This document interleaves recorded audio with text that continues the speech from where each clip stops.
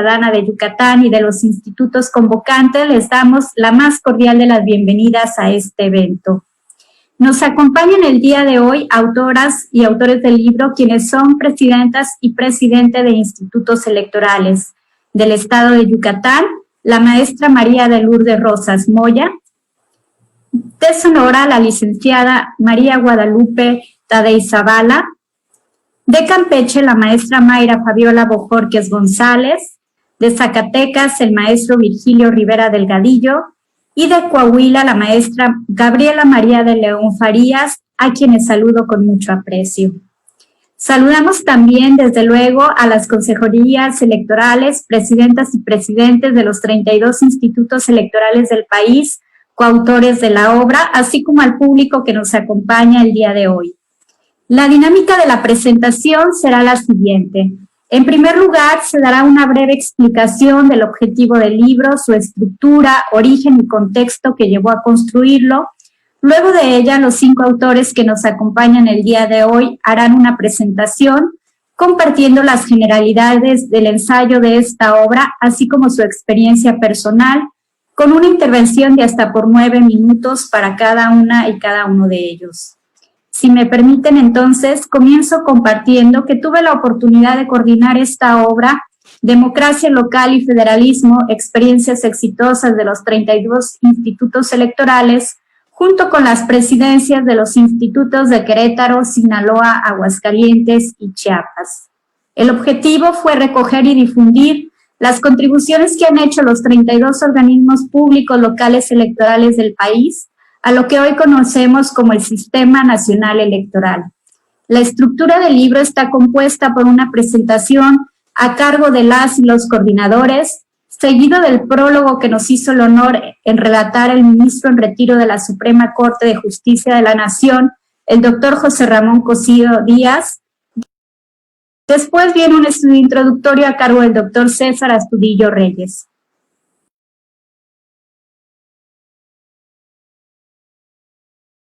Previo a conocer cada uno de los 32 casos exitosos, se presenta una tabla que concentra información de los institutos, señalando el año de su autonomía, la geografía electoral, cantidad de elecciones locales que se han realizado en los últimos 3 años, entre elecciones de ayuntamientos, diputaciones locales y gubernaturas, llegando a un número de 3.170 elecciones.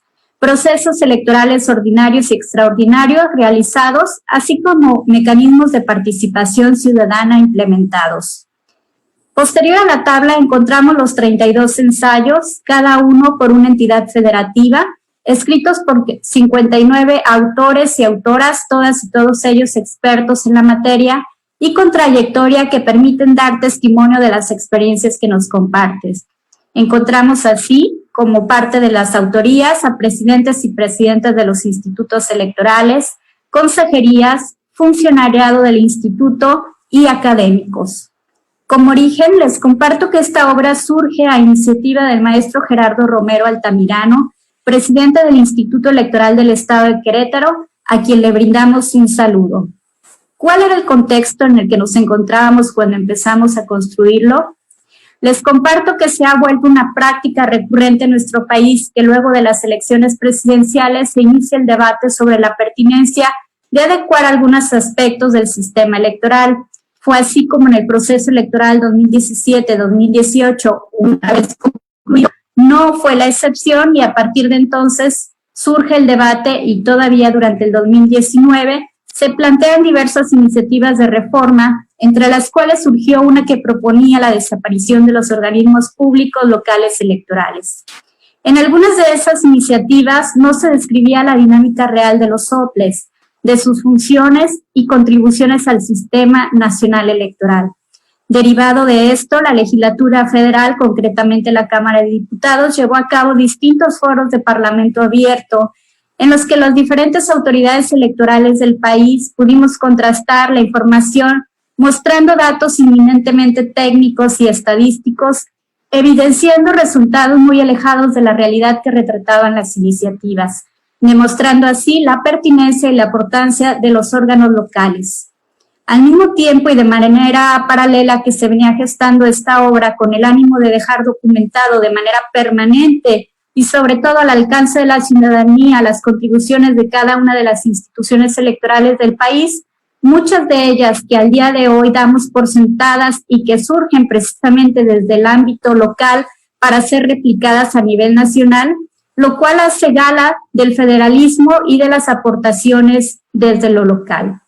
Las y los coordinadores nos pusimos posteriormente en contacto con cada una y cada uno de nuestros colegas homólogos del resto de institutos para plantear la idea que hoy se tiene prácticamente ya materializada con esta obra. Fueron trabajos de varios meses, el cual comenzó en primer lugar solicitando 2 o 3 propuestas por tema por cada estado, y una vez que teníamos estas 2 o 3 propuestas, se elaboró una tabla logrando un equilibrio entre los contenidos. Es así que hoy vemos en la obra que estaremos presentando temas tan variados como candidaturas independientes, paridad, participación ciudadana, elección consecutiva, casilla única, entre otros. Luego de contar con los 32 casos exitosos, los 32 ensayos, se invitó al doctor Astudillo a hacer el estudio introductorio, quien tuvo la oportunidad de hacer lectura previa de estos casos de éxito para poder vincularlos con el estudio introductorio. Posteriormente se mandó al doctor Cosío para que hiciera el honor de prologar y finalmente se puso en manos de la editorial, como está el día de hoy, esta obra presentada y que estaremos presentando aquí con ustedes. Ojalá que esta sea la primera de muchas otras colaboraciones que podamos estar sacando en conjunto los organismos públicos locales electorales. Bien, una vez compartida la parte de cómo surge el libro y cómo se va construyendo, quisiera hacer continuación con el programa y me permitiré ir cediendo el uso de la voz en esta primera intervención a la maestra María de Lourdes Rosas Moya del estado de Yucatán, quien nos compartirá la generalidad del ensayo, la participación ciudadana como eje en la construcción e implementación de los debates entre las candidaturas a la gubernatura en el caso de Yucatán, proceso electoral local 2017-2018. Adelante, Marilu, por favor. Muchas gracias. Cuando recibí la invitación de la presidenta del Instituto Electoral de Colima para colaborar como ensayista de este compendio de estrategias exitosas que realizan los organismos públicos locales electorales, se me vinieron a la mente varias ideas y como dice el doctor César Astudillo en el estudio introductorio, las instituciones que somos al día de hoy han llegado hasta aquí producto de procesos históricos que los han precedido. Yucatán, por ejemplo, fue pionero en reconocer el derecho de la mujer a votar y ser votada en 1922, 31 años antes que ese reconocimiento lo tuvieran todas las mujeres del país. Y también fue pionero en el reconocimiento al derecho a ser votado, materializado en la legislación electoral de 2006 con las candidaturas independientes, 8 años antes que se materialice ese derecho a nivel nacional.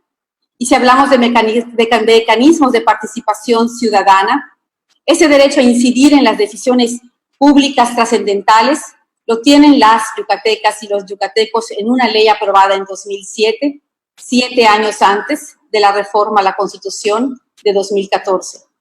Quiero felicitar a las presidentas y presidentes coordinadores de esta obra, que dicho sea de paso, el nombre no podría ser más preciso: Democracia Local y Federalismo. Y quiero, desde luego, agradecer a las presidentas que me acompañan, Mayra Bojorquez de Campeche, Gaby de León de Coahuila, Lupita Tadei de Sonora y el presidente de Zacatecas, Virgilio Rivera. Y desde luego, la coordinadora, una de las coordinadoras de esta obra, la presidenta de Colima, la maestra Nirvana. No tenemos paridad en esta mesa virtual, pero el hecho de que estemos aquí en este foro 5 mujeres presidentes y 1 hombre presidente de institutos electorales locales, y que además la presentación del presidente Virgilio sea precisamente la contribución de los institutos locales en el avance de la paridad entre los géneros, dice mucho del compromiso que las consejeras y los consejeros de las instituciones electorales de México hemos construido desde nuestros estados en los últimos 5 años. Antes de iniciar con mi participación, quiero hacer un anuncio para quienes nos siguen a través de los canales de YouTube de nuestros institutos. El Instituto Electoral de Coahuila, a través de su presidenta, Gabriela de León, cuenta con 20 ejemplares del libro, mismos que se encargará de enviar a las primeras 20 personas que nos manden un correo a contacto.iepac.mx. Nos lo mandan con su nombre y dirección y el Instituto de Coahuila se encargará de enviárselos a donde ustedes dispongan. Muchas gracias, presidenta Gaby. El proceso electoral 2017-2018 fue de gran trascendencia para el país. En Yucatán se renovaron todos los cargos de votación popular a nivel federal, estatal y municipal. El ensayo presentado da cuenta de la experiencia en la organización de 2 debates para la gubernatura a partir de diversos mecanismos de participación ciudadana. El INE, a través del reglamento de elecciones, fijó criterios a los OPLES para la organización de debates y para sus propios debates a la presidencia de la República, modificó estructuras tradicionales dando un rol activo a la moderación y propició una mayor interacción ciudadana. El ensayo presentado se divide en 5 partes y los mencionaré brevemente. En la primera se presenta un análisis de los antecedentes haciendo referencia a la gobernanza como este vínculo activo entre el gobierno y la sociedad para resolver, consensar y construir propuestas para los temas de interés público. El Consejo General del IEPAC acordó que sumando a los criterios establecidos por el Instituto Nacional Electoral, los debates fueran verdaderos ejercicios basados en una interacción directa del instituto con diversos sectores de la sociedad y que resultara en ejercicios útiles para la ciudadanía para emitir un voto razonado.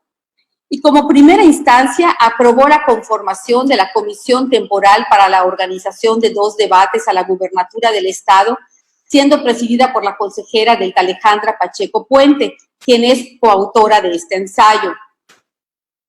En la segunda parte se relacionan los retos enfrentados. Se dice que lo que funciona en el ámbito electoral es lo que la gente conoce y acepta, porque eso les genera confianza. Pero para evolucionar los procesos electorales, como en todo, debemos propiciar paulatinamente cambios innovadores que aporten valor público. Y es así como acordamos salir del statu quo y construir el andamiaje de los debates desde una visión de la propia ciudadanía. Romper esquemas tradicionales de debates que medianamente funcionaron en otros procesos resultó un reto para el instituto, para los partidos políticos y desde luego para los candidatos.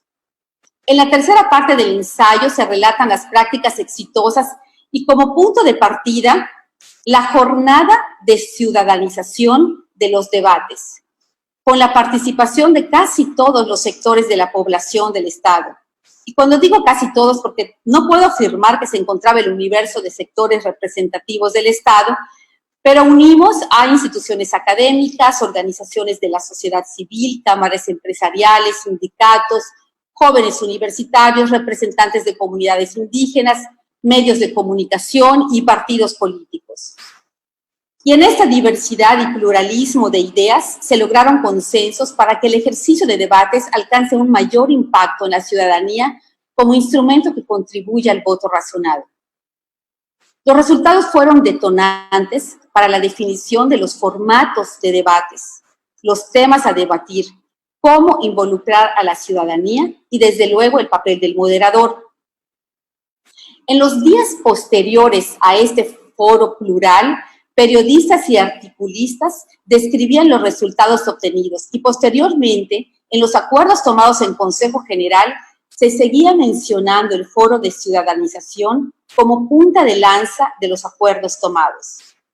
Experiencias novedosas como sacar el segundo debate fuera de Mérida, capital del Estado, y que además impacta en el 43% de la lista nominal, la instalación de buzones en cada uno de los 106 consejos municipales, la plataforma ciudadana para realizar preguntas a los candidatos, fueron algunas prácticas exitosas que se detallan en el ensayo.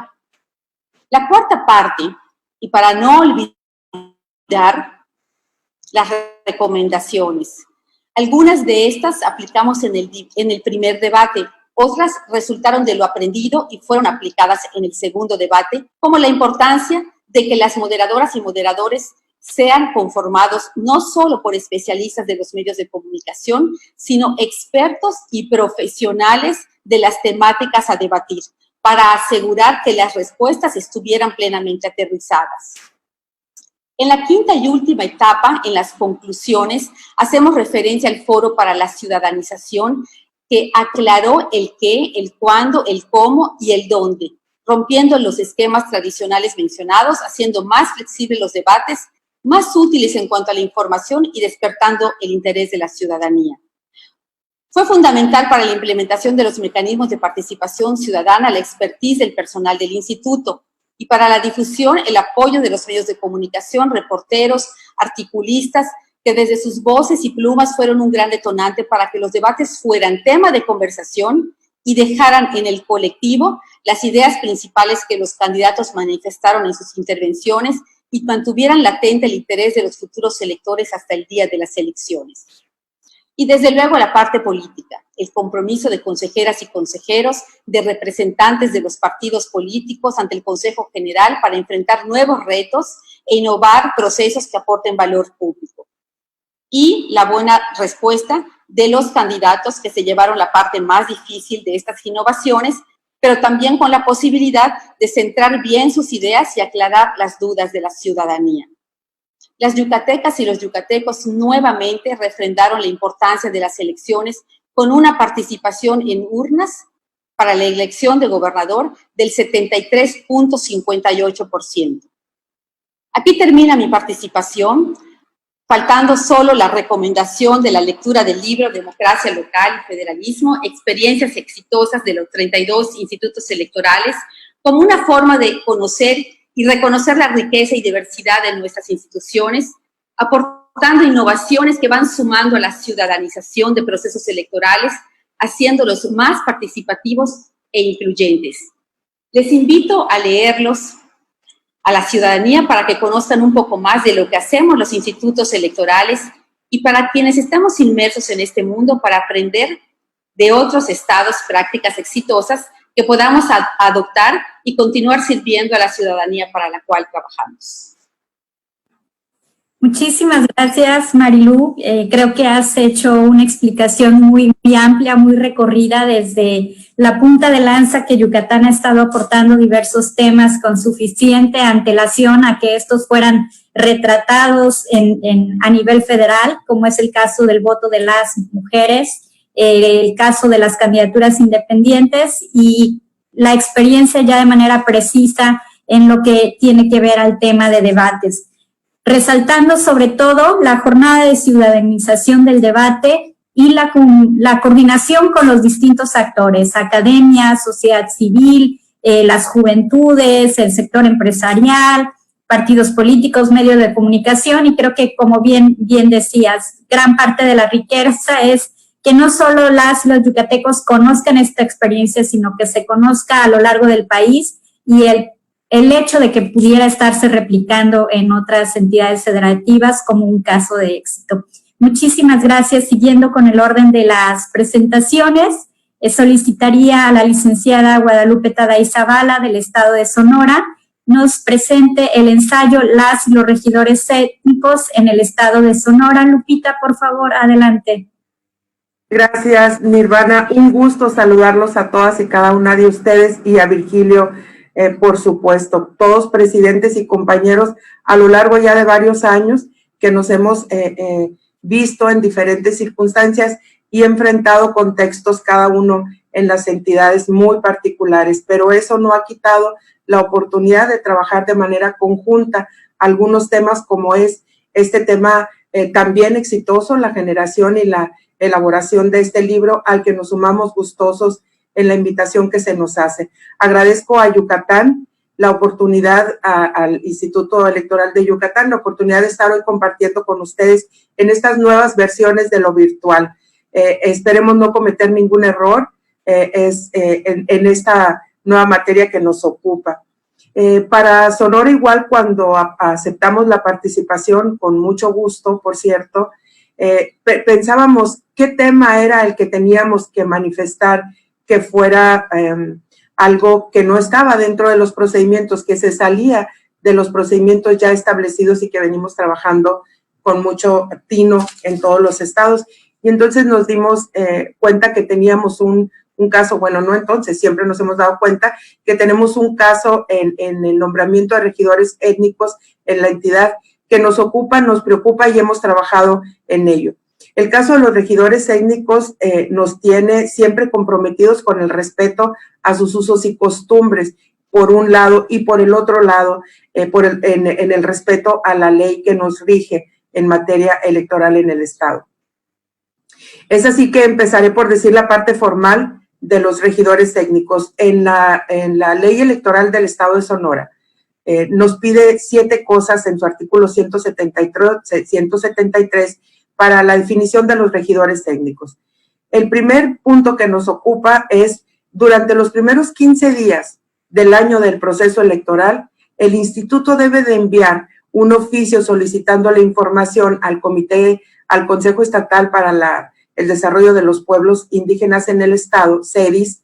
Le mandamos un oficio en donde le pedimos que nos diga cuál es el origen y el lugar donde se encuentran asentadas las etnias locales en los municipios, cuál es el territorio que comprende y su forma de gobierno, cuáles son los procedimientos de elección de sus representantes, cuáles son los nombres de las autoridades de las etnias ante ellos registrados ante el CEDI, y el CEDI tiene 15 días para contestarle al Instituto Estatal Electoral, y a partir de ahí nosotros empezamos todo nuestro trabajo, es decir, los primeros 15 días del año de la elección.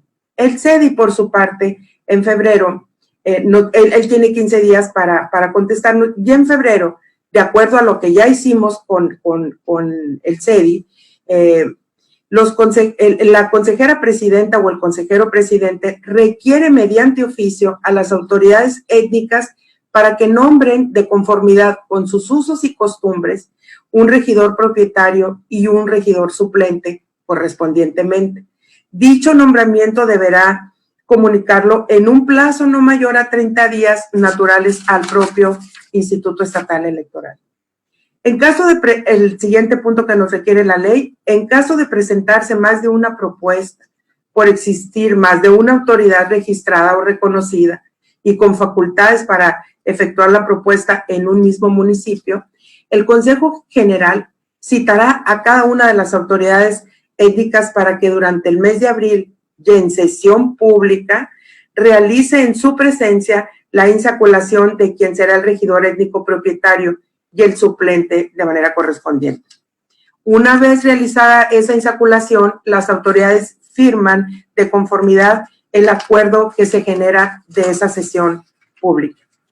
El punto número 4 que nos solicita la ley es que de no existir propuesta alguna por parte de las etnias, de las autoridades reconocidas por el CEDI, corresponde exclusivamente al Consejo General el saber de las propuestas extemporáneas que se presenten y tomar la solución correspondiente.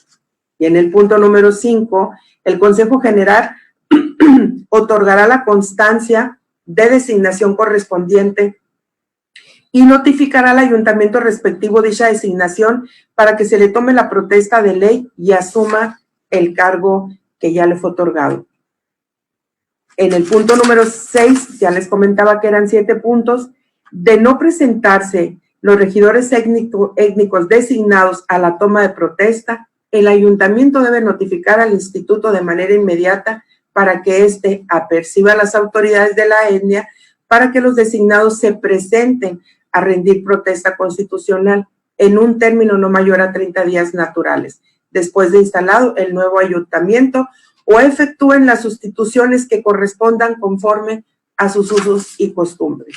Y por último, por ningún motivo y bajo ninguna circunstancia, el Consejo General dejará de realizar la designación a que se refiere el presente artículo, ni se podrá impedir a los regidores técnicos designados por Consejo General asumir el cargo correspondiente, para lo cual, de ser necesario, el Congreso del Estado o su diputación permanente tomará la protesta correspondiente. Esto es lo que nos marca la legislación en el Estado de Sonora. En el Estado de Sonora la legislación incluyó las representaciones étnicas por sí misma, y eso ha sido una fuente de beneficios para las comunidades étnicas en el Estado de Sonora.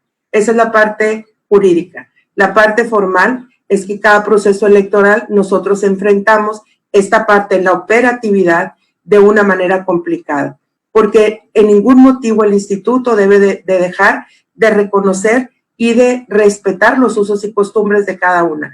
Cada una de las comunidades tiene sus formas de elegir a sus representantes. Eso nos llevó como instituto a tener una relación directa con las comunidades o etnias, y eso nos permitió al mismo tiempo entablar una relación muy cercana con cada una de ellas, que nos permite ir descubriendo cada uno de los puntos que ellos en sí mismos desarrollan en sus comunidades, pero también nos permitió acercarnos de tal manera con todas, pero en particular con dos etnias, que nos permite presentarle la forma en que el instituto lleva los procesos electorales en el resto de la población del estado. Y una vez que nos sentamos con la comunidad Comcac en especial, les llamó poderosamente la atención. Estuvimos trabajando con ellos arduamente para poder traducir todo nuestro procedimiento electoral a sus usos y costumbres. Y así les comparto lo siguiente. Les decíamos, por ejemplo, la elaboración de las boletas, la elaboración de las actas, la elaboración de la convocatoria, la elaboración de todo material electoral que sea propio, la definición de planillas para la competencia electoral, los periodos de campaña, y todo esto se traduce al lenguaje propio de la etnia. Es decir, tenemos una convocatoria en el idioma tradicional y tenemos la otra convocatoria con respeto a sus usos y costumbres. Y eso lleva un proceso muy enriquecedor para el instituto, porque vamos descubriendo las formas junto con ellos de los respetos que debemos de tener más allá de lo que marque la ley. Así que vivimos en el 2014-15 el primer proceso de elección en una comunidad étnica, con todas las formalidades que nosotros tenemos de manera normal en nuestro sistema electoral mexicano. De tal manera que tuvimos una elección, pues yo qué les puedo decir, preciosa, hermosa, muy cálida, muy respetada, muy abrazada por la comunidad. Es maravilloso ver en la plaza central, en el edificio central de la comunidad, cómo se congregan. Tuvimos participación de mujeres, de niños. Definieron ellos el padrón electoral a partir del que ya tenía el instituto, con sus propios valores. Por ejemplo, ellos definieron quién no podía votar en esa elección porque ya no vivía en esa comunidad, sin pasar por todos los mecanismos que el Instituto Nacional Electoral tiene para el efecto de las bajas e incorporaciones al padrón electoral, pero en respeto a sus usos y costumbres. Esos eran los votantes que estaban autorizados por esta comunidad. Y así se genera la lista nominal de ellos, así se generan las boletas con respeto a sus participantes, y así se generan incluso estuvimos presentes en la del 14-15, y previo a la celebración de la jornada nos reunimos. Hay unos discursos maravillosos de las autoridades étnicas que nos ponen la piel de gallina, porque son valores ancestrales que ellos ponen en ese momento a consideración de todos los que integran, los integrantes de la comunidad, y uno no tiene más que respetar estas cosas y hacerlos de uno. Además, estuvieron las autoridades, los ancianos, el que canta, el que ameniza, las personas que tienen ascendencia por su trayectoria dentro de la comunidad, y es verdaderamente enriquecedor ver esta parte de cómo se fue aceptando la forma de llevar a cabo un proceso electoral, y toda la comunidad lo abraza, y aparte tenemos una elección perfecta en el 2014-2015 en esta comunidad. El número de boletas, el número de votos, no hay votos nulos, el número de boletas sobrantes es perfecto, es una elección perfecta. ¿Hubo participación de mujeres? Sí. ¿Hubo participación de mujeres titulares en la planilla para regidor? Sí. ¿Hubo participación de mujeres como integrantes de suplentes? Sí. ¿Hubo reconocimiento a la participación de la mujer? Sí. ¿Hubo respeto de las planillas en el momento de la votación, de no acercarse a tantos metros donde se instaló la casilla? Sí, hubo respeto. Estuvo solamente su representante de cada uno de los concursantes, de los que estaban en el proceso, de los titulares de las planillas, en el lugar en donde estaba ubicada la urna, y fue muy enriquecedor, insisto, con esta palabra, porque de verdad eso es. Al final del día tuvimos un proceso limpio, transparente, y luego viene la otra parte. Eso es cuando ellos se adaptaron al proceso electoral tal cual nosotros lo vivimos. Y después viene su propio derecho y su propia tradición de nombrar al que salió electo en este proceso de manera inicial, y después lo cambian. Es decir, no importa que no se haya quedado el que ganó desde mi perspectiva muy personal, el que no quede finalmente el que fue electo por la vía del Sistema Nacional Electoral. Sí es importante decir que el primer oficio que es enviado por esta comunidad es el que resultó ganador, y con los días ellos meten un oficio adicional como autoridades étnicas en donde lo cambian a la persona por otras razones, pero el proceso electoral se llevó de manera impecable en esta comunidad. Esto es así, y al proceso reciente que pasado, el 17-18, recibimos ya de parte de ellos, ya no fue iniciativa nuestra, un oficio en donde nos dice: échenos la mano para echar a andar el proceso electoral de nuevo en esta comunidad. Y lo volvimos a hacer. Aquí termino yo mi presentación. Creo que es un caso de éxito rotundo el que tenemos con esta comunidad. Seguramente con el paso del tiempo otras comunidades habrán de ir teniendo esta práctica. Al menos lo que nosotros logramos es que conozcan todo el procedimiento que llevamos a cabo de manera normal en el Sistema Nacional Electoral, que lo compartan, pero también debemos de ser sumamente respetuosos con sus usos y costumbres. Y aquí pido que transmitamos en este momento el video, y con ese video la coordinadora de este evento, Nirvana, presidenta de Colima, termino. Con la presentación del video termino. Agradezco a todos ustedes el estar compartiendo este momento, y espero que este caso que tiene Sonora, simbólico por mucho, en el tema de las regidurías étnicas, pueda ser visto en todos los estados de nuestra república. Muchas gracias.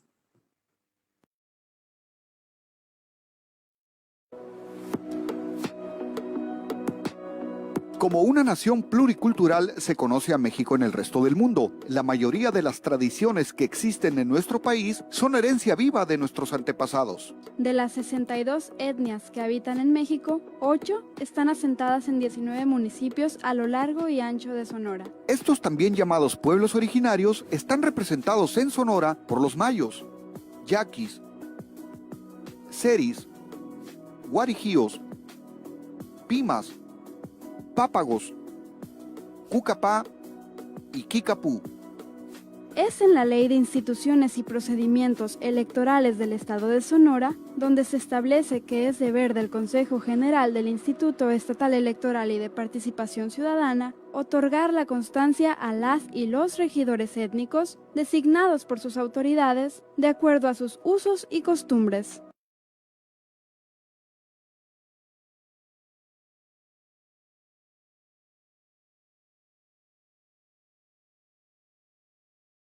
Muchísimas gracias, Lupita. De verdad que nos logras transmitir esta emoción de la experiencia que vivieron por allá en Sonora. cómo logran, como bien decías, empatar el respeto y ese marco electoral que como instituciones debemos de estar vigilando y atendiendo, pero también cómo vincularlo al tema de usos y costumbres, lograr que las etnias tengan esa representación en los ayuntamientos, y gracias por compartir esta experiencia. Continuando con el orden de intervenciones, solicitaría ahora que la maestra Mayra Fabiola Bojorquez González, del Estado de Campeche, nos pueda compartir las generalidades del ensayo Las Juntas Municipales en el Estado de Campeche. Adelante, por favor, Mayra. Muchísimas gracias. Bueno, en principio agradecer a quienes nos acompañan a través de la transmisión de YouTube en este evento. También agradecer a la señora consejera presidenta del Instituto Electoral y de Participación Ciudadana de Yucatán, Marilú Rosas Moya, por la invitación a participar en este evento que, como ya decíamos, nos da la oportunidad de encontrarnos a través de la virtualidad. Y también, pues bueno, agradecer y reconocer a quienes coordinaron esta obra, los señores y señoras consejeros presidentes de los institutos de Colima, Querétaro, Sinaloa, Aguascalientes y Chiapas, que realmente pues dieron origen a esta idea, ellos le dieron forma, trabajaron, coordinaron hasta que finalmente no logramos a este resultado, que es un libro que contiene pues experiencias, casos y particularidades de cada una de las 32 instituciones electorales de la República y que definitivamente cada uno de nosotros tiene alguna situación exitosa, algún caso en particular. Cuando recibí la invitación para participar en esta obra, pues me pasó creo que lo mismo a todos, ¿no? Había tantas situaciones que nos gustarían abordar, pero recordando alguna de las infografías que en su momento publicaba el INE antes de la elección del 2018, donde decía, bueno, ¿qué vamos a elegir? ¿No? Una presidencia de la República, 500 diputaciones, 128 senadurías. Se llevaron a cabo elecciones en 30 de 32 entidades federativas de la República Mexicana y la infografía nos mostraba, ¿no? Cuántos ayuntamientos, cuántas gubernaturas, cuántos congresos se iban a reelegir. Y en esas infografías apareció un dato muy particular, 24 juntas municipales en el estado de Campeche.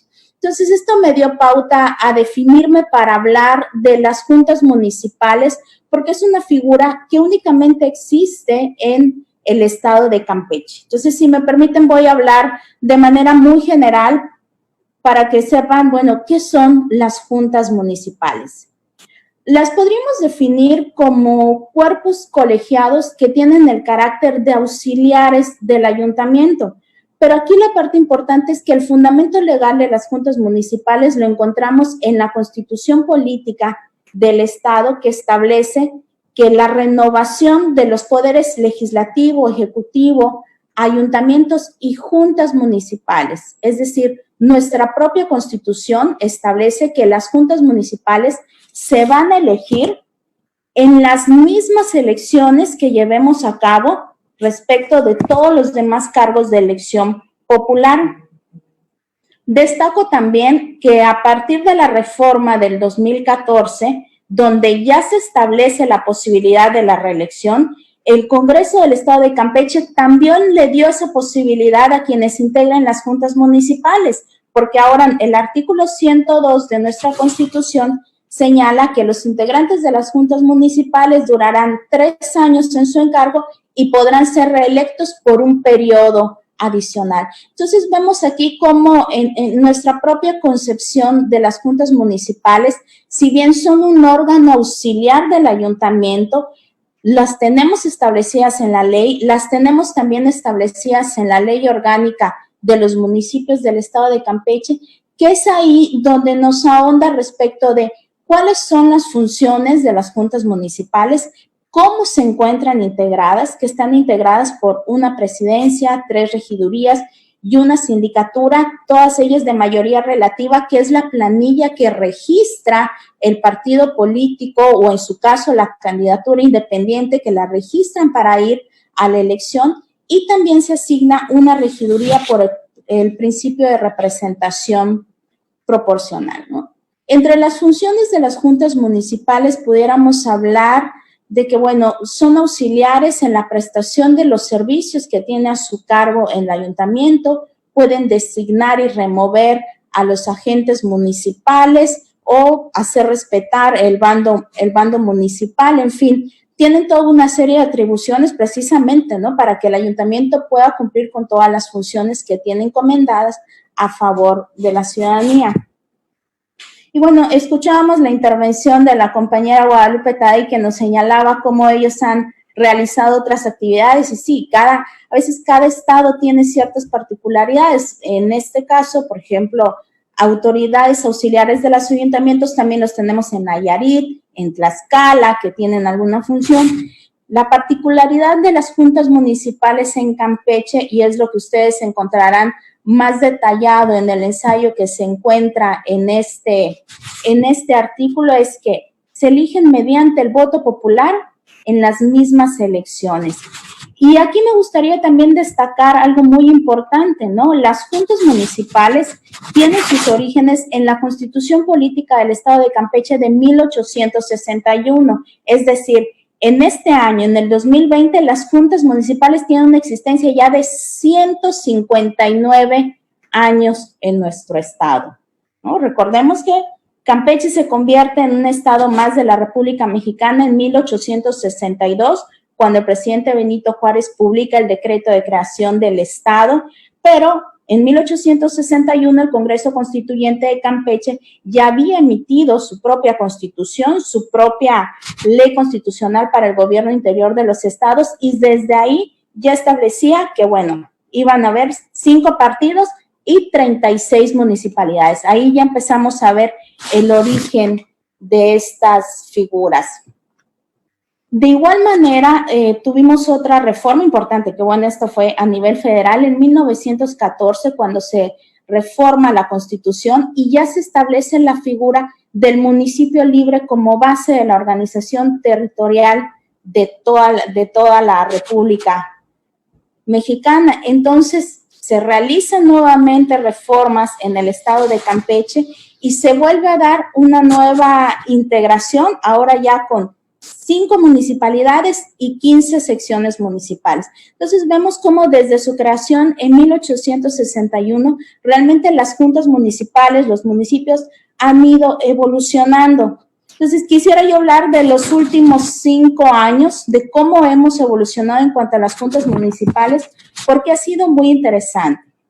En las elecciones del 2015 tuvimos la elección para elegir una gubernatura, 11 municipios y 20 juntas municipales.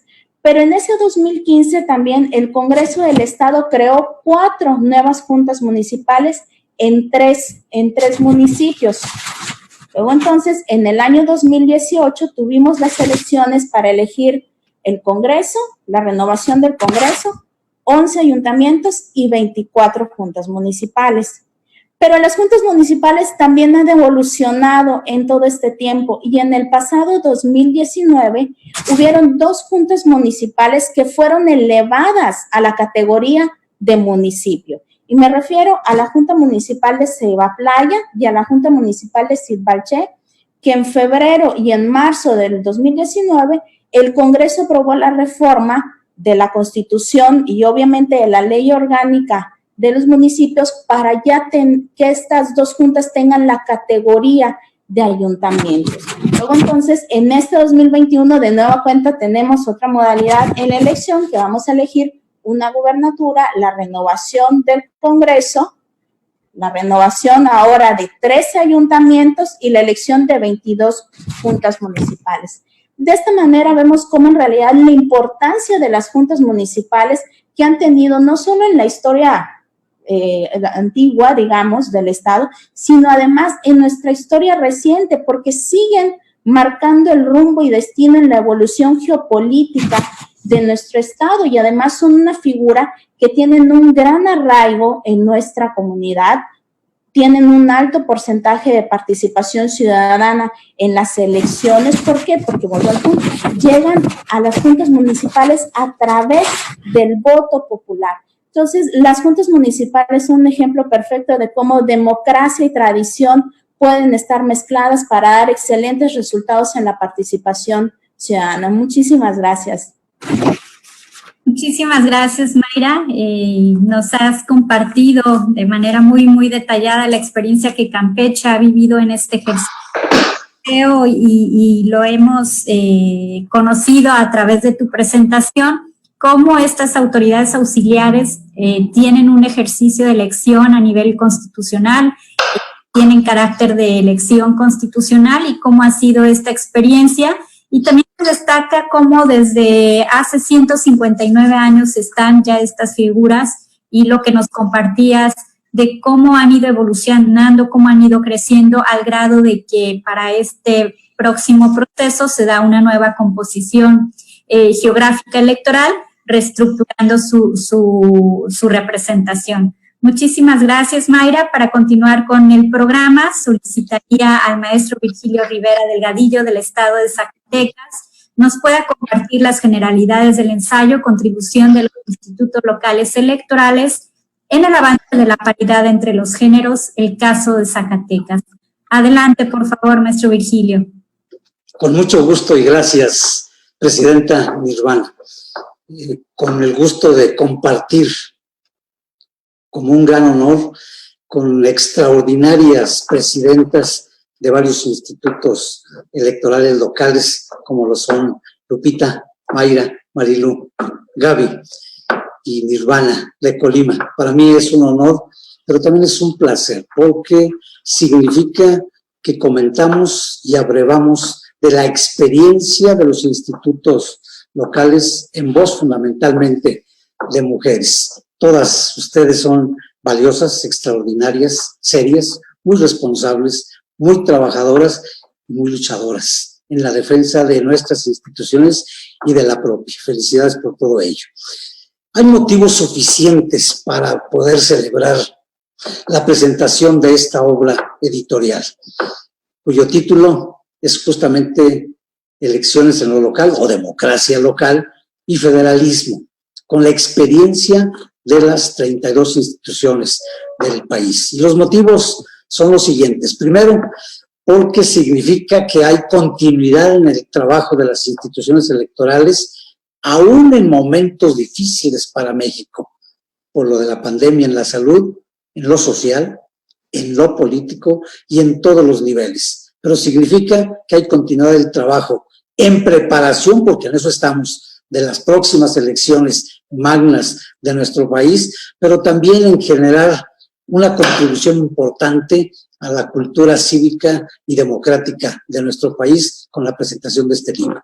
Segundo, porque esta edición es un loable esfuerzo que aún con limitaciones presupuestales en que nos encontramos todas las instituciones, todas tenemos problemas de presupuesto, se edita y eso es muestra de visión, de vocación y de perseverancia. Mi reconocimiento a quienes tuvieron la coordinación general: Nirvana, Fernando, por supuesto, Araceli, Carlita y Gerardo. Un reconocimiento porque nos movieron, nos invitaron y estamos participando en ello.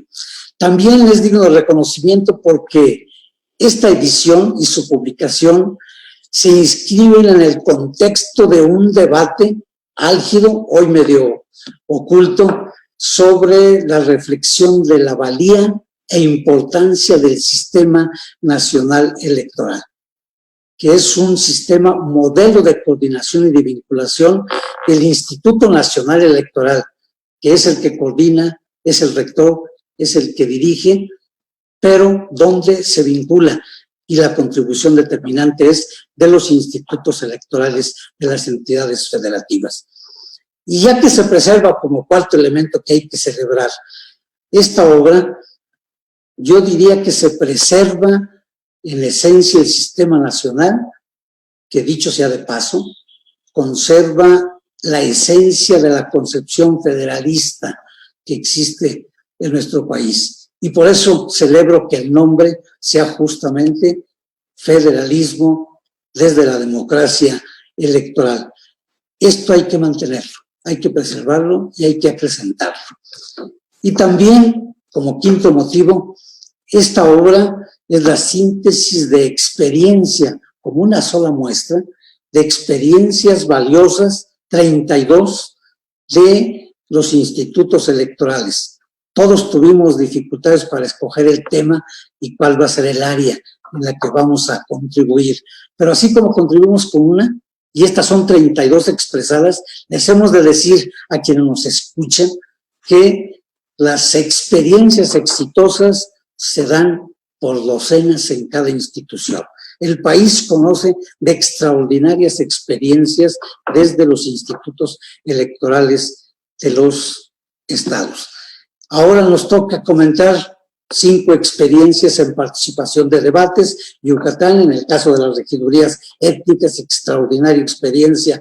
Marilú, lo de las juntas municipales, que también es algo extraordinario, la aplicación de las tecnologías, que seguramente nos hablará Gaby, y en nuestro caso, los avances de la participación política de las mujeres en los procesos electorales. Como me corresponde hablar de la participación de las mujeres, he de destacar. Primero, desde 2009, en Zacatecas se creó la Comisión de Paridad entre los Géneros y la Dirección Ejecutiva, la primera Dirección Ejecutiva de Paridad entre los Géneros. Se han instrumentado programas de capacitación educativa en derechos político-electorales y de plena ciudadanía para todas las universitarias de Zacatecas, a todas las instituciones de educación superior. Desde el 2012 se ejecutan programas de capacitación para la construcción de liderazgos y de plena ciudadanía de las mujeres municipalistas. Vamos a todos los municipios para capacitar esos liderazgos de las mujeres. Tenemos, por supuesto, lineamientos para el registro de candidaturas con obligación a partidos y a coaliciones para garantizar el principio de paridad en lo horizontal y también en lo transversal.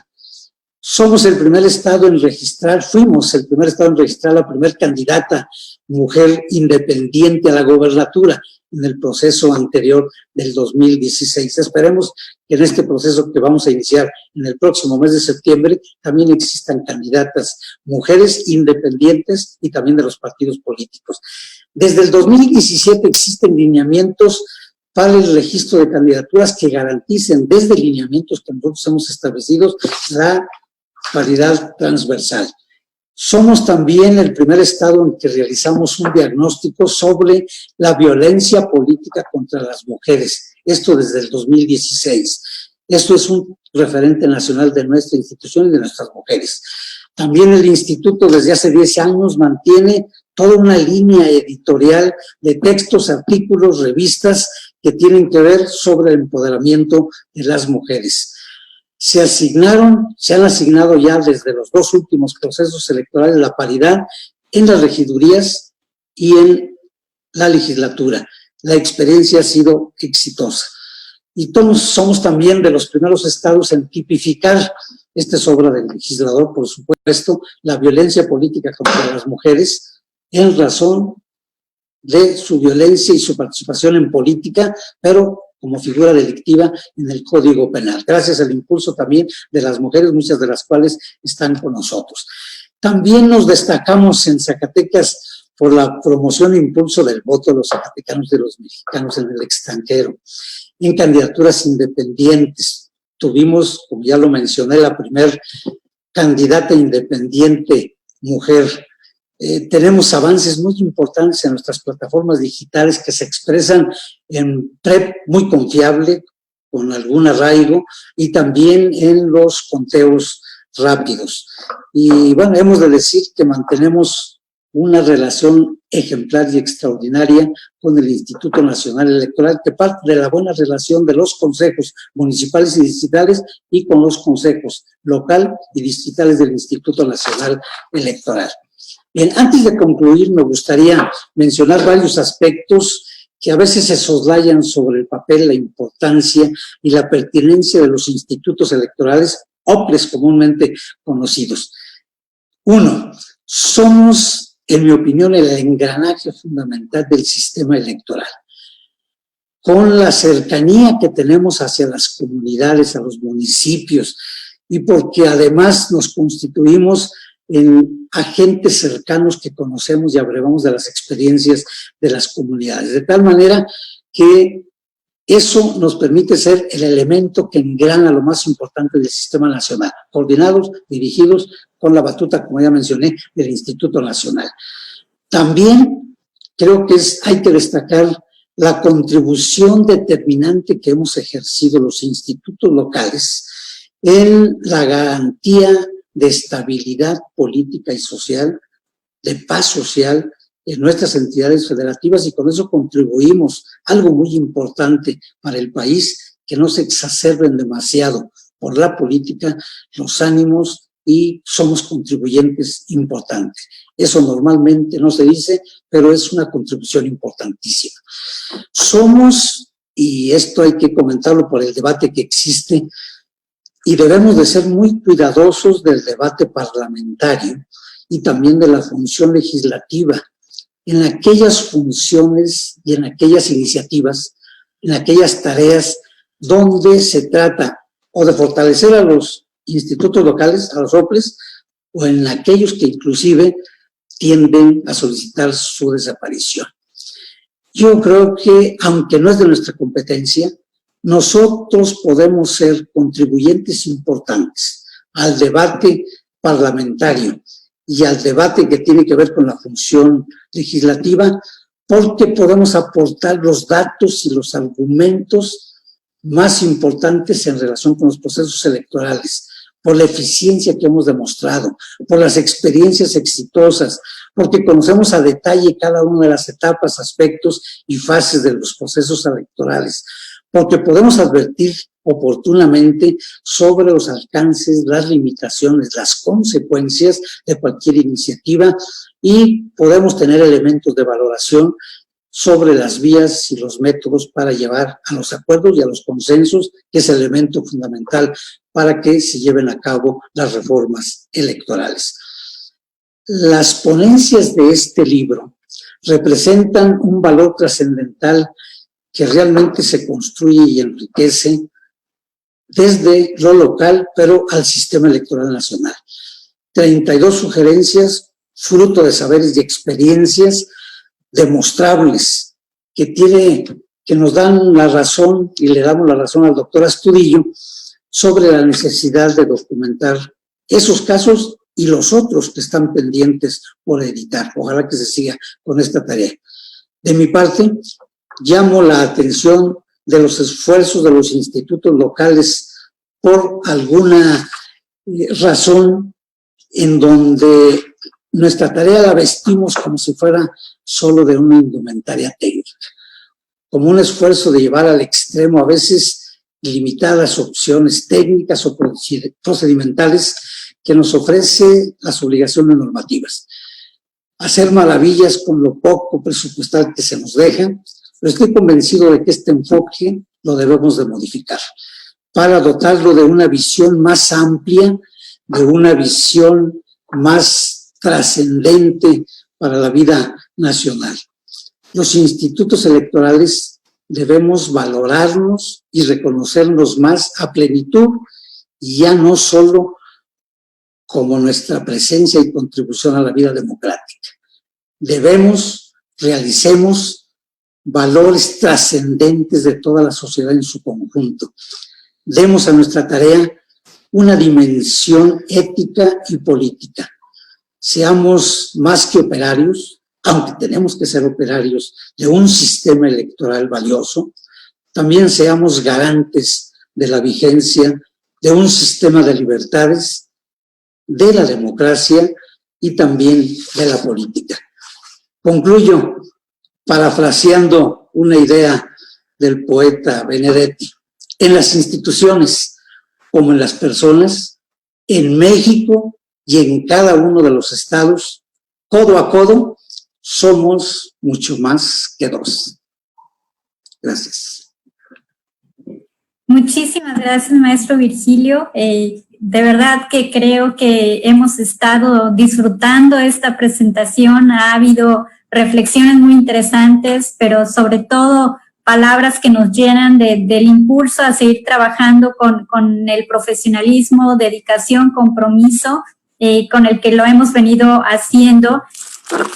Retomo algo que nos compartía el maestro Virgilio. Si bien la figura o denominación de OPLES, organismos públicos locales, surge a raíz de la reforma electoral del 2014, la realidad es que los institutos electorales tienen una trayectoria de muchos años atrás. Tenemos por ahí registros de creación de autonomía desde el año de 1991, entonces esa experiencia no surge del 2014 para acá, es parte del compromiso, el profesionalismo, el aprendizaje a lo largo de estos años. Y bien lo expresaba el maestro Virgilio, se trata de un andamiaje en este engranaje del Sistema Nacional de Elecciones, la aportación que sin duda viene a aceitar esa relación de los institutos electorales locales. Muchísimas gracias por su intervención y continuando con el programa, solicito a la maestra Gabriela María de León Farías del Estado de Coahuila nos pueda compartir las generalidades del ensayo, implementación de nuevas tecnologías en la consolidación del sistema democrático, uso de la urna electrónica en el proceso local concurrente 2017-2018 en Coahuila. Gaby, por favor, adelante. Gracias, presidenta. Y bueno, pues de entrada me da muchísimo gusto verles, saber que están bien. Espero que sus familias también lo estén. Y bueno, pues esta es una extraordinaria oportunidad, no solamente para platicar acerca de los aportes de los organismos públicos locales electorales a la democracia nacional, sino también pues para reunirnos y bueno, entablar los diálogos, ¿no? De entrada, bueno, pues yo quisiera felicitar a las y los coordinadores de este libro, que pues yo también lo tengo por aquí, porque han hecho un trabajo importantísimo en una época de polémica, de coyuntura, en donde lejos de pelear y lejos de discutir, pues lo que han hecho es documentar precisamente todos aquellos aportes que han hecho los institutos locales a la democracia en México. Y eso es algo muy valioso, porque bien lo decía el maestro Virgilio, bueno, pues ahorita estamos solamente pues platicando 32 experiencias, pero yo creo que nos da para el tomo 10,000, ¿no? Porque realmente todos los temas que han estado sobre la mesa en los últimos años, hablando de elecciones y hablando de democracia, pues han sido impulsados desde lo local. Ya vimos el tema de paridad, ya vimos el tema de las comunidades indígenas, ya hemos visto, bueno, candidaturas independientes, casilla única en el caso de Colima. Y bueno, en el caso de Coahuila yo quisiera compartirles pues que nosotros hemos impulsado, entre otras cosas, la implementación de nuevas tecnologías a los procesos electorales. Por todos es sabido que, bueno, Coahuila ha sido pionero en el uso y desarrollo del voto electrónico, y me voy a detener un poco en la palabra voto electrónico. Por voto electrónico se entiende la generalidad. Hay varias formas de votar dentro del voto electrónico. Una de ellas es la presencial con urna electrónica, que también hemos desarrollado y somos pioneros en el uso y desarrollo de esta tecnología. Y por otro lado, el voto remoto, que es el voto por internet, que ahorita también les voy a platicar qué es lo que hemos hecho en este tema. Pero no son los únicos sistemas informáticos que ha desarrollado el Instituto Electoral de Coahuila para la aplicación en procesos electorales. Déjenme les platico que pues también hemos desarrollado un sistema de cómputos que agiliza muchísimo los cómputos, ya sea en los comités municipales o en los comités distritales. Y ahora, en el caso de la pandemia que estamos viviendo, pues nos ha dado un empujón hacia lo digital, hacia lo electrónico, hacia los sistemas informáticos, y también hemos desarrollado en muy poco tiempo un sistema de registro de candidaturas, precisamente porque ustedes saben que estamos en medio de un proceso electoral que fue suspendido y que está próximo a ser renovado, pero bueno, uno de los pendientes que tenemos es precisamente el registro de las candidaturas, y bueno, como esto es una fiesta democrática, se va el candidato con toda su planilla y con toda su familia al comité, y bueno, en estos momentos es un riesgo para la salud. Entonces, también hemos desarrollado ese sistema de registro de candidaturas. Permítanme hacer una pequeña reflexión, volviendo al tema de la pandemia, que nos ha dado un empujón hacia lo digital, un empujón hacia los sistemas informáticos. Yo quisiera hacer la reflexión de que, bueno, si bien IDEA Internacional ha mencionado que por lo menos 68 países tuvieron que aplazar sus elecciones, también hubo países que las hicieron, ¿sí? O sea, en medio de esta crisis sanitaria y en medio de esta emergencia sanitaria, pues hubo países que sí llevaron a cabo sus elecciones, como el caso de Suiza, que lo hizo a través del voto postal, y algunos estados de la Unión Americana que se dividen en varios grupos. Unos sí hicieron sus elecciones vía postal, pero hubo otros estados que sí hicieron sus elecciones primarias de manera presencial, como el caso de Wisconsin, Georgia, en el caso también de Connecticut, Pensilvania, y el común denominador de estos estados es que utilizaron urnas electrónicas para sus elecciones. Entonces, pues nos deja la reflexión de que hay que avanzarle al tema digital y hay que perderle el miedo precisamente a la implementación de estos sistemas informáticos en los procesos electorales. Yo quisiera enfocarme también, bueno, pudiéramos hablar de la urna electrónica, sin embargo, bueno, en el libro hablo de un uso que se le dio a la urna electrónica específicamente en el proceso electoral 2017-2018. Brevemente diré que en este año, finalmente, después de mucho insistir, pues se harán ya pruebas piloto en elecciones constitucionales vinculantes. Tendremos en Coahuila una muestra pequeña, pero bueno, significativa, que se va a distribuir en los 16 distritos electorales y serán alrededor de 56 urnas electrónicas. Pero lo importante no es el número de urnas, sino que ya dimos el paso a lo digital, ya dimos el paso a otras tecnologías y a otros sistemas que son igual de seguros, que son igual de ciertos, que garantizan todos los elementos constitucionales, pero que agilizan las tareas desde la casilla, no solamente en la votación, sino también en el escrutinio y cómputo. Y uno de los sistemas que el día de hoy les voy a presentar, pues es el sistema de recepción de los paquetes electorales en los comités municipales en el proceso electoral 2017-2018. Ustedes saben que el día de la jornada electoral, bueno, los paquetes transitan desde la casilla hasta los comités municipales porque tuvimos elecciones de ayuntamiento y bueno, lo que pretendíamos nosotros era que fuera muy ágil para el ciudadano el entregar el paquete, porque luego a veces se desesperan y los dejan ahí tirados y ya no los quieren llevar, etcétera, ¿no? Pero, bueno, entonces nosotros adaptamos nuestras urnas electrónicas para la recepción de los paquetes. Ya venían precargados algunos datos de la casilla, como por ejemplo el número de la sección,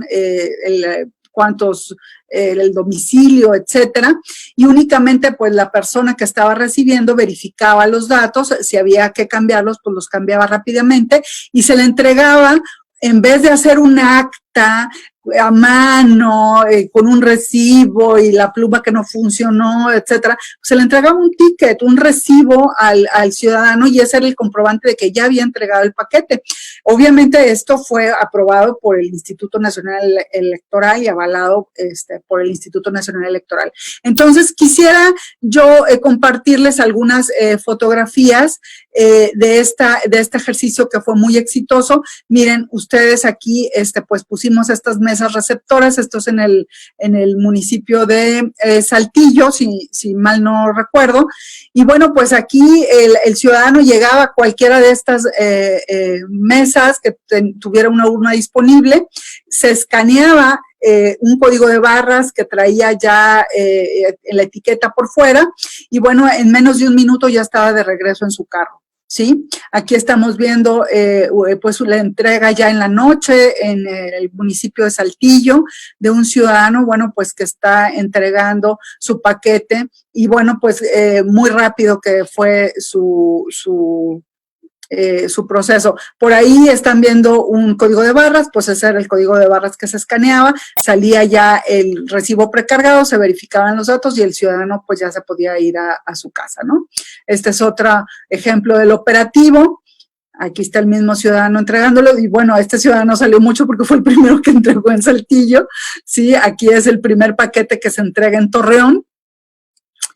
Y lo importante de este sistema no es solamente que le diera al ciudadano pues su ticket para que ya se pudiera ir a su casa, sino que alimentaba un sistema, una base de datos que a su vez nos indicaba cuáles eran los paquetes que ya estaban en el comité y cuáles eran los paquetes que faltaban. Y nosotros en oficinas centrales, en el Instituto Electoral de Coahuila, pues teníamos un pequeño cuarto de guerra en donde cada una de estas personas que ven aquí, pues tenía a su cargo un distrito electoral y bueno, pues estaban verificando cuáles eran los paquetes que faltaban y de esa manera nos pudimos tomar decisiones asertivas para emprender la búsqueda de aquellos paquetes que ya se habían tardado, ¿no? Cuando ya teníamos información de que había cerrado la casilla y bueno, ya había pasado el tiempo de la ruta y no había llegado el paquete al comité, pues empezamos a activar ese mecanismo de regreso que era pues hablarle al comité, hablarle al supervisor, hablarle al CAE que tenía a cargo la casilla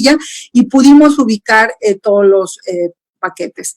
Y eso pues a su vez nos permitió pues llenar los datos del PREP muy rápido, porque aparte es otro de los sistemas informáticos que hemos nosotros implementado en Coahuila.